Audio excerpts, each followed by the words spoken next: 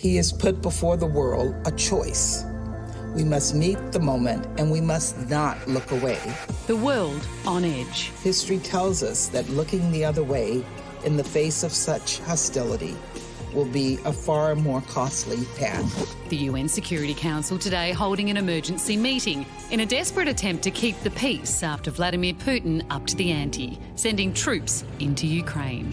I consider it necessary to make a long overdue decision. The Russian president first recognised the independence of two breakaway regions in Ukraine's east, Donetsk and Luhansk, home to Russian-backed rebels who've been fighting Ukrainian forces since 2014, and then used that declaration to order so-called peacekeeping forces into the pro-Russia regions. We demand for those who took over and retained the power in Kyiv to immediately stop combat activity. Otherwise, the responsibility for continuing the bloodshed will lay on the shoulders of the Ukrainian regime. He calls them peacekeepers. This is nonsense. We know what they really are.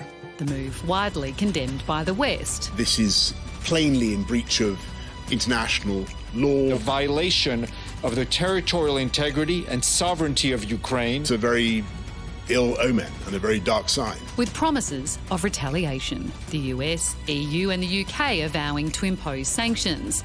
Australia poised to follow suit. Russia should step back. It's unacceptable, it's unprovoked, it's unwarranted. Ukraine's president standing defiant. We don't owe anything to anyone. We will not concede anything to anyone. There's a single goal: peace. Military vehicles are now reportedly on the outskirts of Donetsk. Those who hoped that the Ukrainian authorities would take a peaceful stance were unfortunately mistaken. We continue to believe that the diplomatic table is the only place to preserve peace.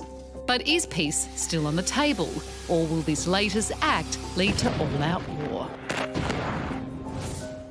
Alla Koshhlyak is a host at Radio NV in Kyiv and joins us now.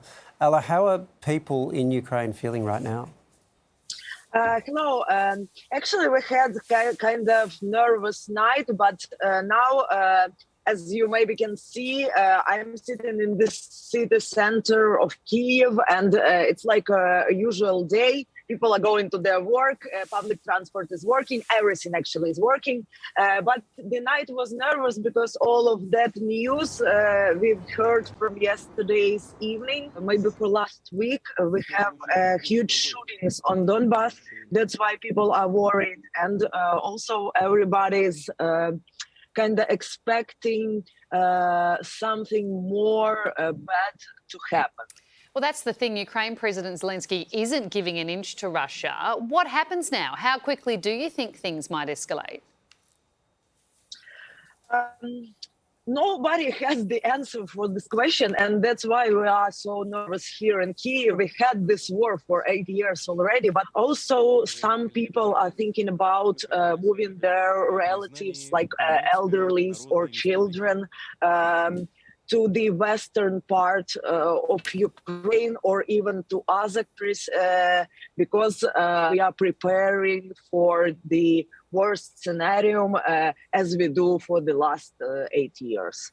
If Russia decides it wants to take the Donbass region, can Ukraine really do anything to stop them?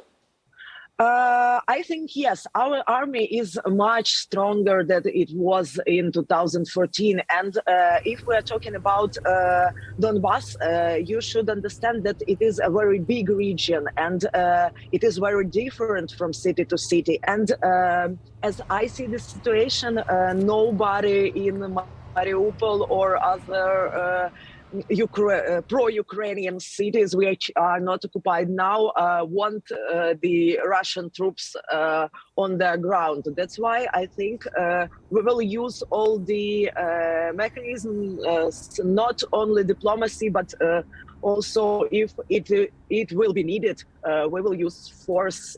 Well, Alla, it's a really tense situation, clearly, and also a very complex one. We really appreciate your thoughts and your insights tonight.